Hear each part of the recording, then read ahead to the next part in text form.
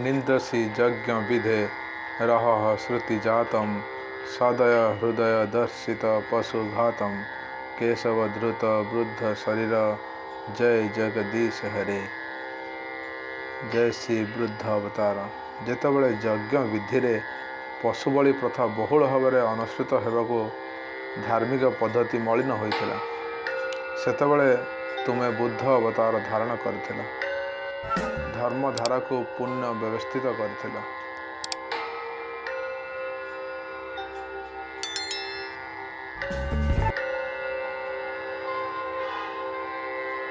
बुद्धं शरणं गच्छामि।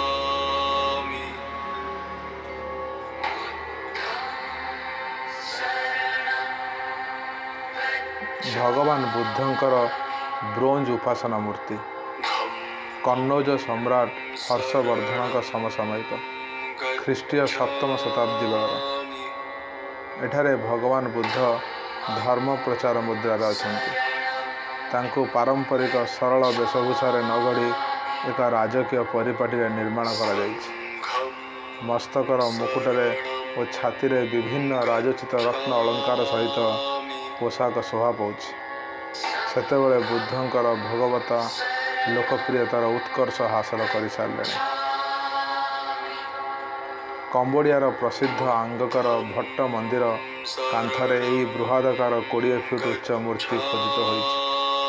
त्रयोदश शताब्दी रे राजा द्वितीय सूर्यवर्मन द्वारा निर्मित। एठारे तांका चलणी और विश्वास अनुसार बुद्ध त्रिलोक अधीश्वर।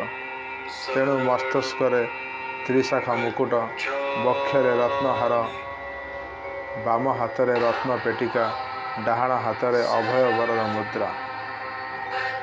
काम्बोडियार प्रसिद्ध बोरु रुद्रद्वार मंदिर बुद्ध मंदिर प्राचीर रे ही 14 फुट उच्च दंडायमान मूर्ति खोदित होइछि। यह मध्य पूर्व मूर्तिर अनुरूप। बुद्ध त्रिलोक ईश्वर निर्माण ख्रीष्टीय 10म शताब्दी। यही आलोचना जनागला किपरि जनमानस रे भगवान बुद्ध समयक्रमे संपूर्ण आदृत हो पारिथिले। ध्यानी निराहारी बुद्ध। यही निराहारी बुद्ध मूर्ति गुड़िक कांदाहार गांधार, तिब्बत खोदान, सारनाथ उत्तर प्रदेश एवं ओडिशार ललितगिरी बौद्ध विहार प्राप्त। राजकुमार सिद्धार्थ लुम्बिनी नगर परिक्रमा समय एक वृद्ध, एक रोगी, एक शव एवं जनेक सन्यासी को देखि संसार प्रति वितस्पृह होते। पत्नी यशोधरा और शिशुपुत्र राहुल समेत राजकीय ऐश्वर्य परित्याग करी से ध्यान और तपस्या करने को चलीगले। वाराणसी निकटरे निरंजना नदी तटरे सारनाथ नामक स्थान में एक अस्वस्थ वृक्ष मूल से कठोर तपश्चर्या एवं कुछ साधना करिबारे ब्रती होते। दीर्घ उपवास पर तांका शरीर कंकालसार होगला। चक्षुदेह कोटरगत शीर्ण त्वचा, शिरामय शरीर, लोलित चर्म, कोटरागढ़ उदर सत जमी तांका शरीरर पार्थिव सत्ता को दग्ध कर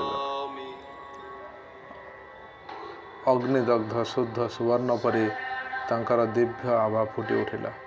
से चारि सत्यर अनुभव कर कहिथिले संसार दुखपूर्ण, दुखर कारण कामना, कामनार विनाश रे दुखर विनाश, यह द्वारा निर्वाण प्राप्ति।